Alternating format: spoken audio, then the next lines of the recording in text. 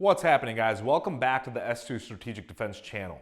What you guys are about to watch is a live session that I held on our Instagram page at S2 Strategic on edged weapons, right? Getting people started off on learning how to train with their knife or their edged weapon.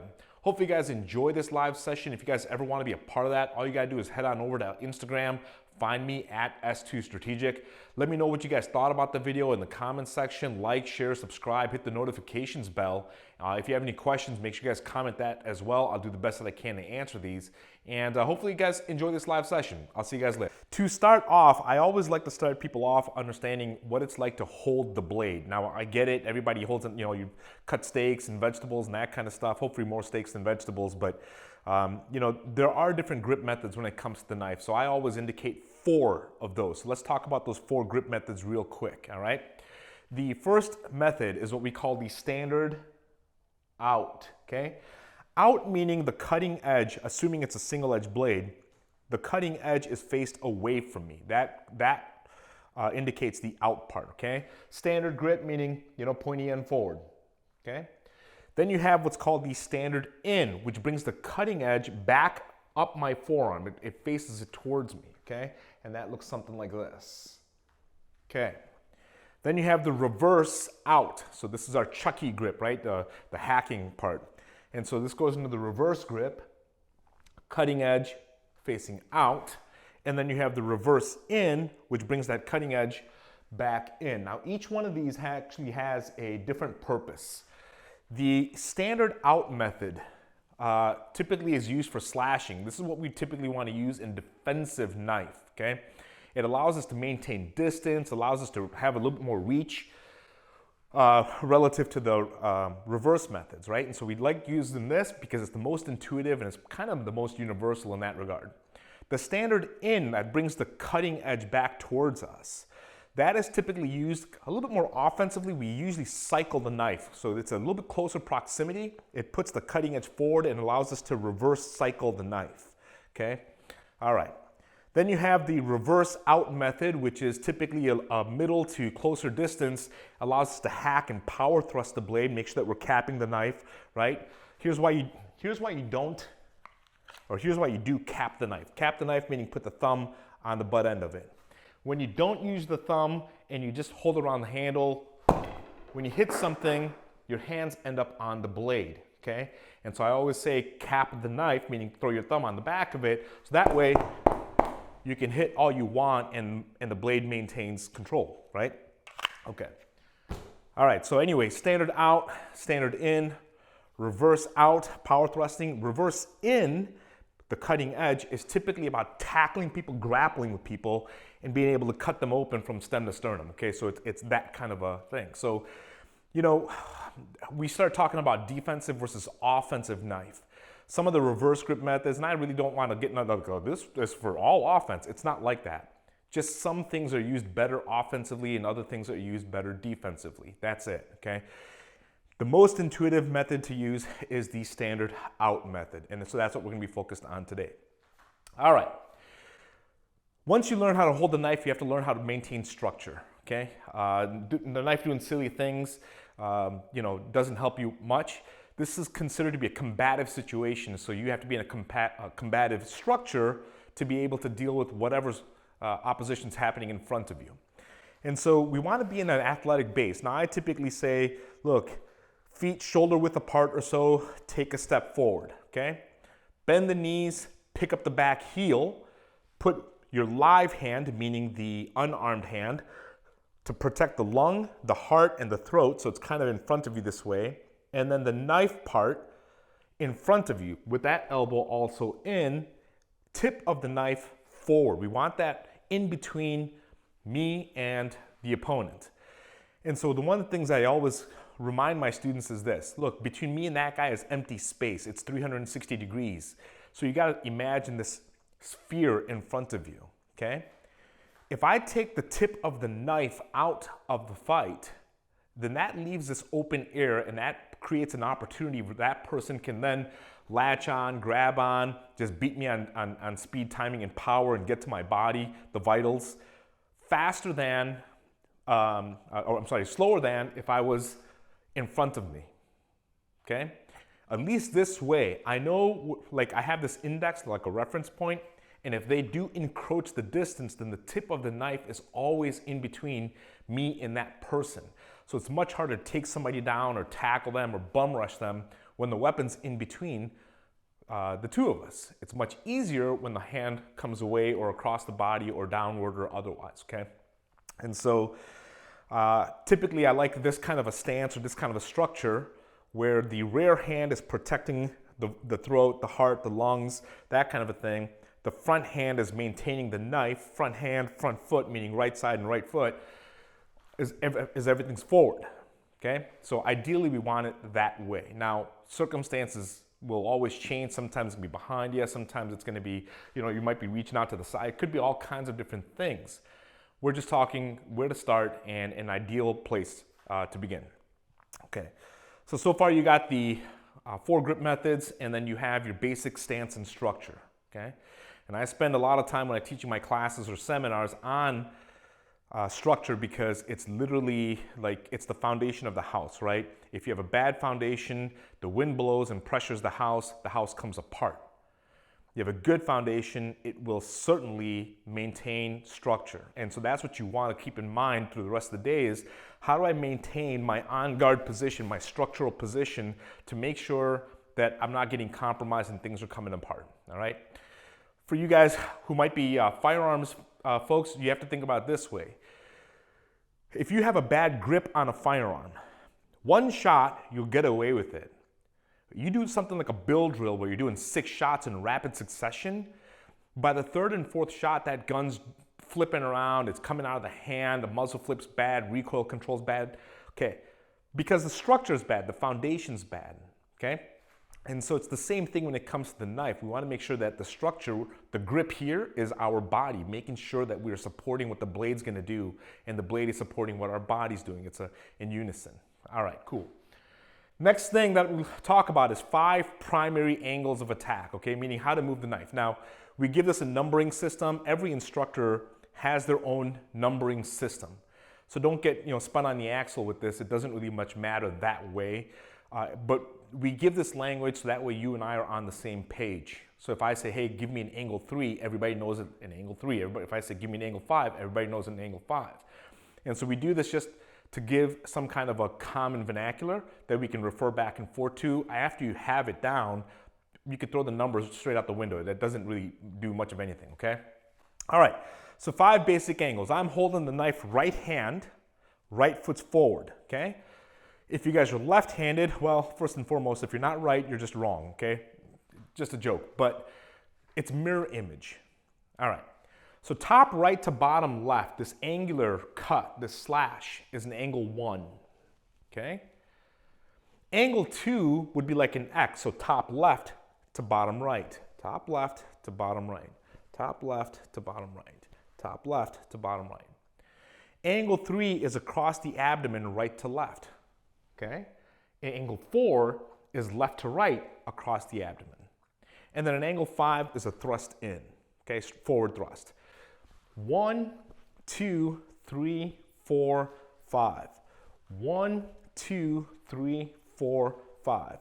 1, 2, 3, 4, 5. Now, when I'm doing these basic 5 angles, I want you to take note of 2 things. Number 1, I'm not chopping. 4, 5, right? We're not chopping at this. We want to build fluidity, one angle leading into the next. So I give this angle 1, I hit the natural break, which means my arm climbs up. Angle 2, arm extends, it's hitting the natural break, which means it's got to come back. Angle 3 hits the natural break, it's got to return. Angle 4, it's got to return in angle 5 as I center the knife, right? So we want to build that fluidity between one angle to the next. The other thing I want you to pay attention to as you guys are watching me do this is, aside from not chopping and just kind of keeping things semi-fluid, is pay attention to my structure, right? Even though I'm rocking my hips and moving my weight to support the movement of the knife, you don't see my left hand coming down or reaching back or combing my hair. My structure remains the same every single time. And so that's what you want to build. And so A great way to do it is exactly what we're doing right now, minus going live. Record yourself. In the old days when we used to be in boxing gyms and such, we'd go in front of a mirror. But in front of a mirror, when the moment's gone, it's done. You can't like go back and watch it tomorrow, right? It's gone. On camera, super easy to do, and especially these days. I mean, hell, most people are taking selfies all damn day long in the first place, right? And so, it's on your phone. And so just go ahead and just record yourself doing these angles. Hey, is my structure correct? Is my left hand doing weird stuff? Does it look like I'm getting choppy? So use that as a training tip, right? Okay. So in these, when we talk about edge weapons in general, I want to express to you 3 different ranges, okay? Range and distance are not the same thing. Distance is a unit of measurement. Range is the unit of measurement relative to available tactics, okay? I'll say that again. Distance is a unit of measurement. Range is that unit of measurement relative to available tactics.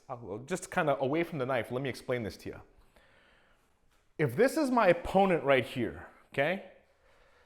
I can touch it with my hand, so that means I can punch, I can kick, I can do all kinds of things, right? What I can't do is throw an elbow. Why? The elbow is too short for this distance. Agreed? So if I would have to move in closer to make contact with that elbow. That's a difference in range. Okay, so distance relative to available tactics or techniques, I should say. All right. So in edge weapons, we have 3 different ranges. We have what's called largo mano, long hand. This is at the extent of the knife. Now I want you to see I can barely touch the bag. I'm kind of like skimming across the bag with my knife. My rear hand is way short, right? Kind of give you guys a different perspective here. My knife can touch the bag. My hand is short. Knife can touch the bag. My hand is short. That's long range. That's what we call largo mano or long hand. Okay, one hand. If I take one step closer, now my knife can still touch, but now my rear hand can also touch. Okay, this is what we call dos manos, 2 hands. Okay, so largo mano, 1 hand. In one step, dos manos, 2 hands. Okay, and then the third range in is what we call corto manos, close hand, meaning we're right up on one another. Okay, you kind of need to know these ranges because again, the tactics will change in all of these. In the largo mano range, we're going to do what's called a defang the snake. Now, I get it. I will do another video for you guys if you like on defanging the snake. What that essentially means is if somebody's extending an arm out to me, a leg out to me, any kind of a limb, I attack that limb. Why am I doing that? Well, imagine this guy had arms and it was reaching out to me, okay? And I see this knife coming in. All right, I will attack his wrist, okay? Largo mano range is where I can touch his hand, but he can't touch my body. Where I could touch his hand, but he can't touch my body. Get it? And so we attack those hands, right? So he fires an angle 1, maybe it's a punch, maybe it's a knife, maybe it's a haymaker, who knows? But I will attack that hand. That requires him to be at distance. When we go into dos manos range, now it's 2 hands. So what we're gonna do is basically check and counter. So if I see that same, if that guy's throwing an angle 1, which would be coming in on me this way, I would have to attack that hand for sure, but I'd have to check it and then counter. Okay, so 1 in like an angle 4 or something like that, right? And so now you're employing both hands. At largo mano, my live hand, the thief hand, as we refer to it, stays tucked in. We don't let that sucker out. Dos manos, that second hand has to come into play, period. The other part of dos manos is that this is where supportive striking becomes viable, meaning, let me move this knife for a second.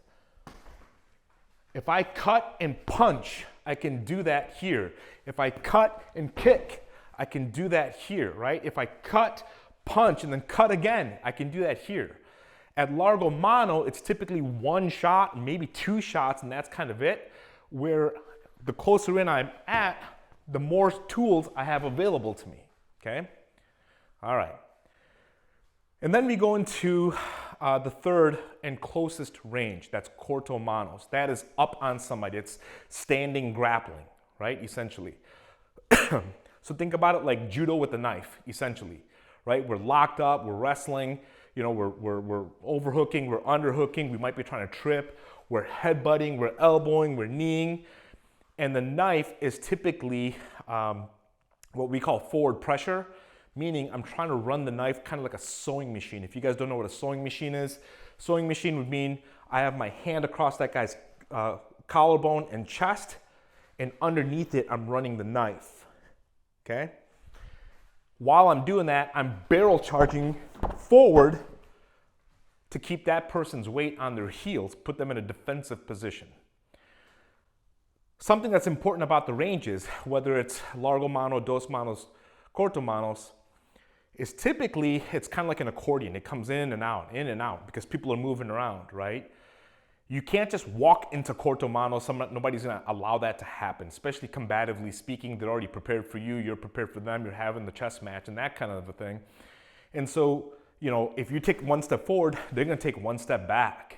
It's just the way it goes, right? And so I like the largo mano defang the snake concept because it allows me to inflict pain. Now, if the fight stops there, great. But if I can do some damage and I still gotta work my way in, then I've done damage and they're less susceptible to get away from me. Up close and personal is like in corto manos, it really becomes the firstest with the mostest, right? You lock up and they uchimata you and throw your ass to the floor head first on the asphalt. I don't care if you have a knife or a brick or a cinder block, it's not gonna help you much. You're on the losing end of that thing.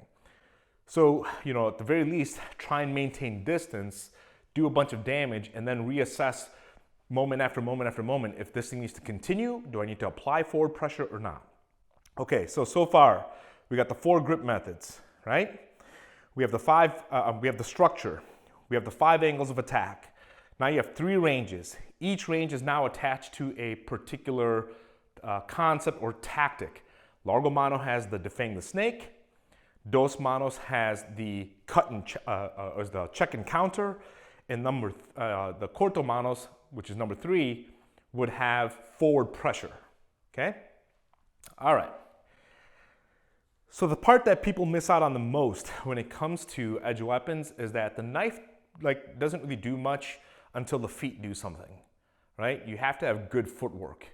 And so I'll show you guys 3 different types of footwork real quick, something that you guys can work on. By the way, all this is gonna start snowballing and building into something towards the end, all right? So what we're gonna do is, let me grab a couple sticks here. 3 types of footwork. Number 1 is the female triangle. Think about this like a V, sitting on the floor in front of me. I'm moving forward and at a off to an angle, like a 45-degree angle at the same time. That's called a female triangle. We use female triangles to evade, but we also use it to evade then counter, okay? So if I go female triangle left, I might do another female triangle right. So if this is my opponent, I might try and get away from something and then jump back in, okay? That's what we consider a female triangle, okay? Then you have a male triangle. Male triangle looks like the pillars of an A. So if I put that on the floor, we were going to be moving backward. It's typically used to lean back and just get away from stuff, okay? It's mostly defensive, let's just say. All right. So you got the female triangle and the male triangle. Last one I'll give you guys is a step slide. Step slide is exactly what that means. I step with one foot, I slide the other foot, right? So if I'm coming forward, my forward foot will step, the rear foot will slide.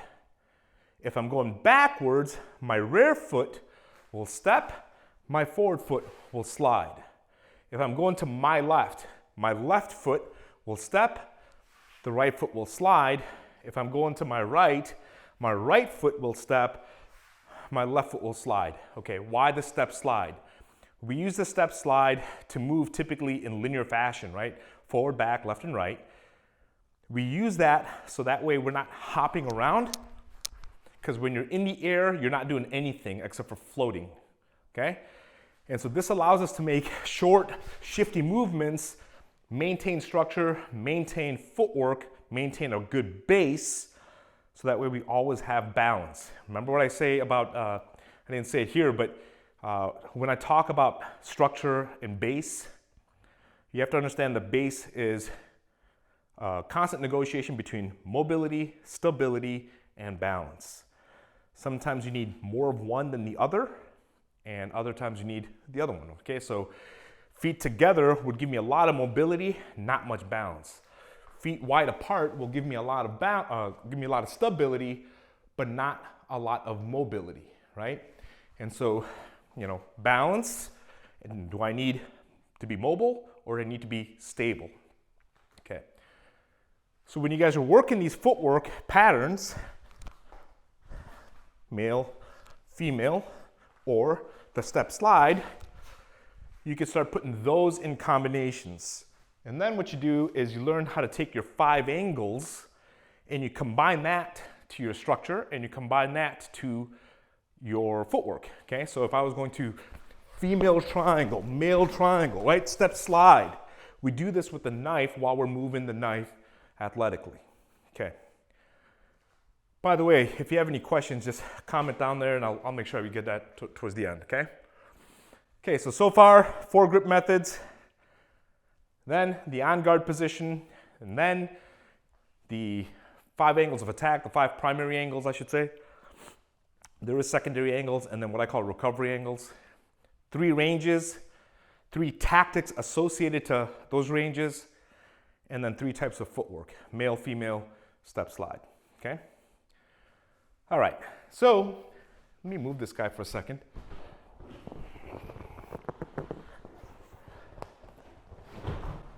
When I train police officers, when I train seminars for martial artists or somebody who's just brand spanking new, let's just say, what I find is that they at first kind of discount what edge weapons training is actually about.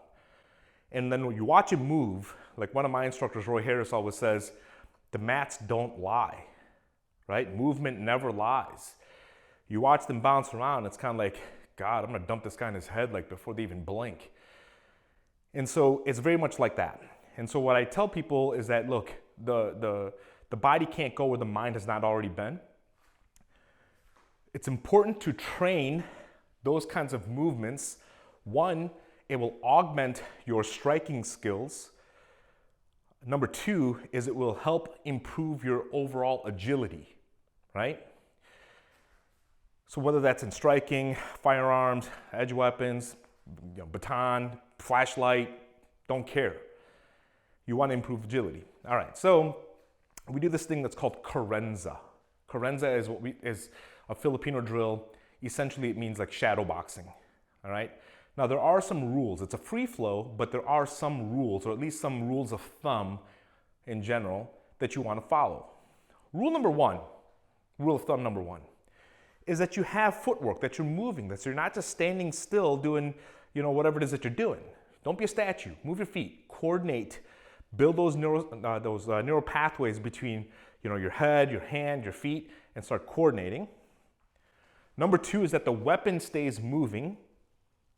Number 3 is that you have either angle change or elevation change. And then number 4 is that you try to build fluidity. One of my instructors, Guru Dan Anasanto, says basically all angles is one angle. What he means by that is when you feed one angle, it goes right into the next angle, into the next, into the next, into the next, into the next, into the next, into the next, into the next, and they're all connected. What you don't want to do is chop, chop, chop, chop, chop, and so on and so forth. You want to connect these as much as you possibly can, all right? Okay, so when you do carenza, let me take a step back here, make sure I'm not stepping on stuff, okay. So when you do Correnza, start off slow. It's kind of like moving meditation. You can pick up the pace and be as hard and aggressive as you'd like to be. Most people will benefit more by going slow. Why slow?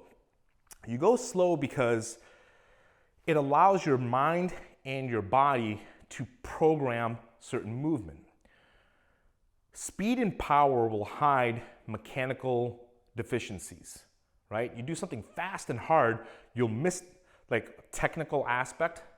You might be doing it like crap, but you did it fast and you'll never know it. Slow it down so that way you can over exaggerate every single movement. Like I showed you guys my 5 angles, 1, 2. I would never slash a knife over my shoulder. What I'm doing is helping my body understand how that hip rotation looks like, right? What my elbow should be doing, the distance in front of me that the knife typically references, these kinds of things, okay? So when you do Correnza, footwork, weapon movement, angle and or elevation change, and then just fluidity, right? So it looks something like this.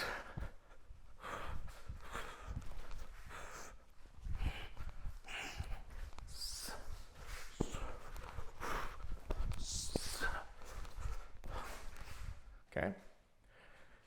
And the interesting part is it will, your own Correnza will be different for each single person. Give me 1 second here, let me just check something.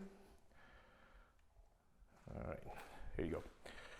All right, so it will be different based on your body type, how you express yourself. So there's not a wrong answer. There's just better versions of it, right? And so that's something that you want to put onto video as well. You want to see if your feet are constantly coming together. Are you getting choppy? That kind of a thing. All right, so we've gone through a whole bunch. Now, I'm going to give you a progression to work on Correnza, okay? First thing that I want you to do with Correnza is this, knife only. So when you guys move around, imagine this to be Largo mono range.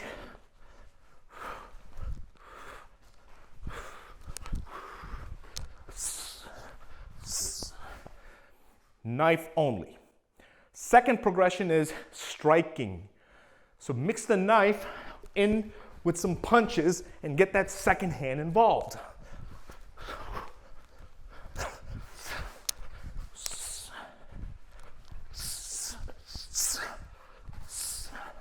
Okay, and the third one is knife, striking, and then anything low line kicking that you guys might know, right? So hands, get those feet in there, right? Get that push kick out there, move that knife, punch that guy, cut him, give him a thigh kick, and so work in progressions that way, okay? All right. So I'll show you guys a real quick, we'll conclude with this real fast. So I build in training triangles, okay? Meaning, if you take a triangle, draw it upside down on the board. I'll show you guys the board in a second.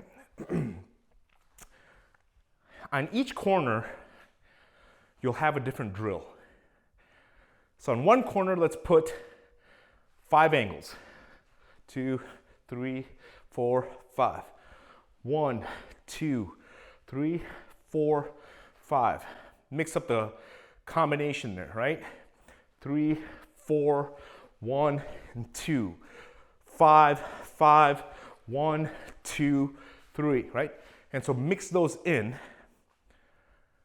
Then on the next corner, you're gonna have Correnza, like what we just did in the 3 progressions. And then on the last corner, let me bring my sparring partner for night back.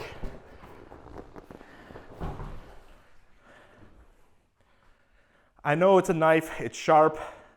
Well, it should be if it's not a training knife. A lot of instructors say you don't need power. That's bullshit. You have to hit with bad intentions. You have to slash with bad intentions. You have to stab with bad intentions. Sure, the knife will do what the knife's supposed to do. It's gonna cut you regardless, but you're in a fight. And so, you have to bring power. So on the third corner here, you're doing basically kickboxing work with the knife on the bags. And sometimes it might be light. Okay? But I want you to work the bag along with the knife, all right? Okay, so you have your solo training triangle. All right, so I'll stop there because I know that's a lot of information. Let me let you guys take a look at the board real quick.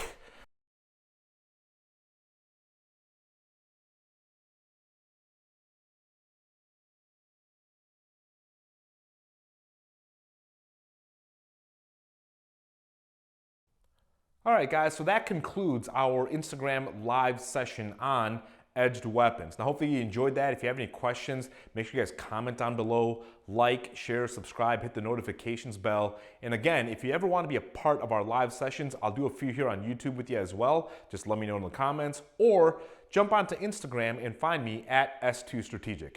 Until then, keep your blade sharp and your skills sharper. I'll see you guys next time.